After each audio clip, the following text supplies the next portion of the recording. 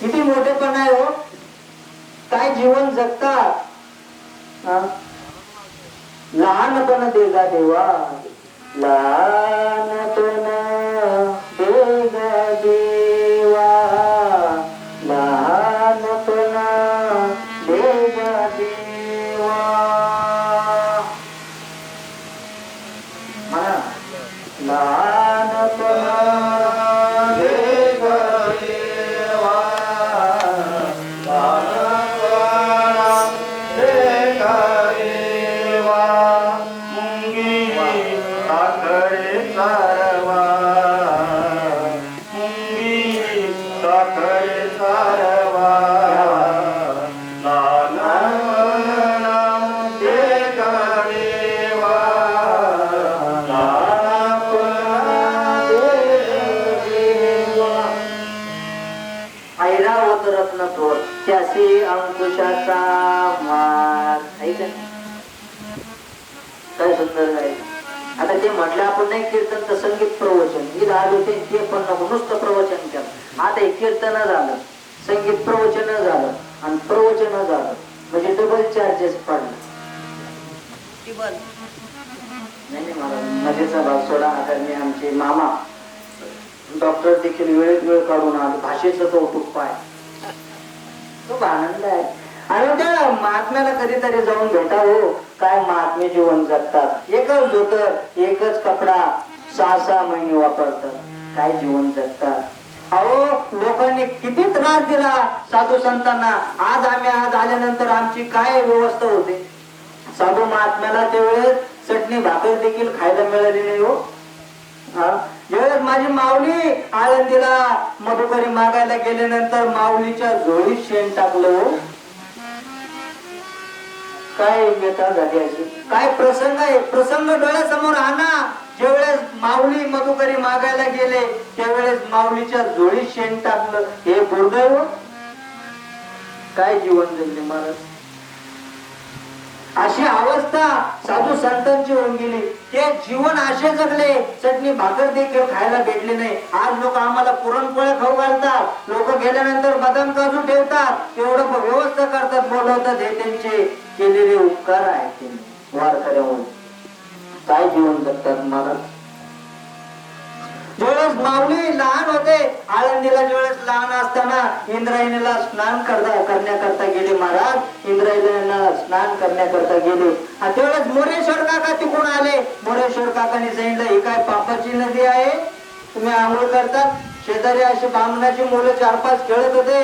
त्या बामणाच्या मुलांना आवाज दिला, इकडे रे याला मारा म्हणे चांगलं. अहो जोरजोरात माऊलीच्या कमरात दाब घातली महाराज. माऊलीला रक्ताची गुळणी झाली महाराज. काय माऊलीचा प्रसंग. काय माऊलीला थोडा त्रास दिला महाराज. एवढं असं जीवन साधू महात्म्यासारखं कोणाचं जाणार नाही महाराज. माऊलीला मारलं. माऊलीला चिमुकल्या हाताने असं हात जोडले, काका मारू नका हो काका, तुम्हाला हात द्या ना. परत इंद्रायणीच्या काठावर कधी जर दिसलं ना तर बघा काका मारू नका काका. कशी कशी आपली सुटका माऊलीनं केली आणि सिद्ध बेटाकडे धाव घेतली. सिद्ध बेटाकडे धाव घेत असताना जोरात आई अशी किंकाळी मारली. ती किंकाळी आईच्या माऊलीच्या आईच्या कानावरती पडली. आई पळत आली. घट्ट दिशी माऊलीला आलिंगन दिलं, पोटाला बोट लावलं. काय झालं रे ज्ञाना, काय झालं. तो इंद्रायणीवरून पडला का. नाही आई नाही. मग काय झालं ज्ञाना. मला मोरेश्वर काकांनी मारलं, मला मोरेश्वर काकांनी मारलं. काय प्रसंग आहे मला मोरेश्वर काकांनी मारलं, मला मोरेश्वर काकांनी मारलं. अशी अवस्था महात्म्याची देखील झाली महाराज. महात्म्याने एवढा त्रास दिला, तुम्ही आम्ही कोण राहिलो महाराज. 22 वर्षाचे असताना माऊलींना संजीवन समाधी घ्यावी. सृष्टीतील एकमेव महात्मा असा आहे ज्यांची सगळ्यात कमी वयात आणि संजीवन समाधी आळंदीला आहे. दिवस कार्तिकी वारीला पंढरपूरला सगळे संत महात्मे असे बसले होते. हसता हसता माऊली तिथे होते कार्तिक वारीला. प्रसंग सांगतो. समाधीच्या पूर्वीच. माऊली गेले आणि माऊलीला सांगितलं, माऊलींनी सांगितलं देवाला, देवा, सगळे हसत होते. हसता हसता माऊली म्हटले, देवा मी आता थांबतो, मी आता या ठिकाणी थांबतो. साक्षात पांडुरंग परमात्मा म्हटला, माऊली एवढ्या कमी वयात, एवढ्या लवकर? नाही देवा, तर माझी इच्छा झाली, मी थांबतो. 22व्या वर्षी पांडुरंग परमात्मा म्हटले, ठीक आहे, 15 दिवसांनी वारीला, आळंदीला वारी ना, तो वारीला मग आपलं तुम्हाला तिथं आपण संजीवन समाधी देऊ. मग 15 दिवसांनी जेवढे जेवढे महात्मे त्या ठिकाणी गेलेले होते ते सर्व महात्मे त्या ठिकाणी आळंदी आणि संजीवन समाधी देण्याकरता सगळं नियोजन झालं, समाधी झाली. माऊलीला खाली नेणार. मग माऊलीला एक विचारलं, माऊली एवढे लवकर समाधी का? माऊलीने सांगितलं, गुरुच्या नंतर जाण्यापेक्षा अगोदर गेलेलं चांगलं राहील असं मला वाटतं. जशी विधवा महिला राहते, तिला जर विचारलं समजा प्रतीक काय आहे तुमचं, समजा एखाद महिला ती म्हटली तर सौभाग्य जावं असं मला वाटतं. का? कारण आधार संपून. मग गुरु नंतर जाऊ नये म्हणून मी आजच समाधीस्थ होतो, समाधी घेतो. आणि मग गुरुची मग तिथं आपले पांडुरंग परमात्म्याने स्वतः जगाच्या बापानं माऊलींचा हात धरलाय, निवृत्ती काकांनी हात धरलाय, समाधीत घेऊन गेले. माऊलीला असं ज्ञानेश्वरी पुढे ठेवलेली आहे, वस्त्र खाली टाकलेलं आहे. माऊली बसले आणि डोळे मिटायच्या आत पांडुरंग परमात्म्याने विचारलं, माऊली विश्वा करता तुम्ही सगळं मागितलं, आता विश्वात्मक म्हणजे विश्वा करता मागितलं, तुम्ही तुमच्या करता काहीतरी मागावं. पांडुरंग परमात्म्याने म्हणा, तुम्ही काहीतरी मागा. माऊली म्हटले, आता तुम्ही म्हणताच येत ना, मी मागत नाही, मग मागतो. आता तुमचा मान ठेवतो. डोळे झाकायच्या, काहीच नाही, शुद्ध वारी तुमच्याकडे असते पंढरपूरला, वरती वारीला माझ्याकडे यायचा.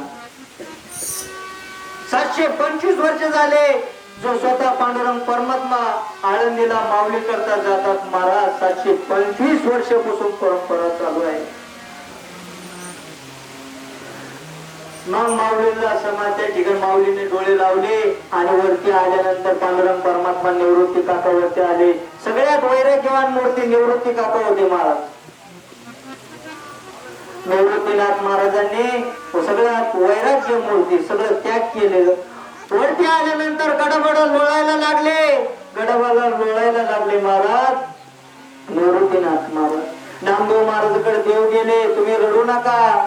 नामदेव महाराजांनी सांगितलं, रडणे हाच आमचा धर्म आहे, आम्हाला रडावंच लागतंय, सुरुवातीपासून रडावंच लागणार आहे. पण निवृत्ती मनात महाराज, त्यांना वैराग्य आव्हान असून ते का रडतात, त्यांना तुम्ही सांभाळा. देव तिकडे गेले, देवानी निवृत्तीनाथ महाराजाला सांगितलं, देवा तुम्ही देखील रडता, देवाने सांगितलं, काय माऊली होऊन गेले, कधी लोकांनी आम्हाला काही खायला दिलं नाही, कधी आम्हाला मधुकरी मागायला जरी गेलो तरी आमच्या डोळी शेण टाकलं, पण माऊलीना कधी वर सुद्धा डोळे करून बघितलं नाही. असं जीवन असं काय जीवन जगले महाराज माऊली. ही वेळ आमच्यावर येत नाही, अशी वेळ देखील येणार. हे संत महात्म्याचे उत्तर आहे. आणि म्हणून खूप सुंदर असं नियोजन या ठिकाणी केलेलं आहे. नियोजित वेळ झालेली आहे. पण आता 11:15 म्हणजे 1.5 तास प्रवचन झालं.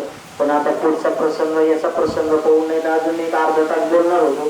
पण आता मेघराजाचे काहीतरी वरून मेसेज आला, कौरत्त घ्या आणि सर्व भाविक जेवायचे आहे, सर्वांना घरोघर जायचंय, सगळ्यांनी हात जोडा. इथूनच रामकृष्ण आणि वेळ वाया न घालता सगळ्यांनी जेवायला जागेवरच बसून घ्या.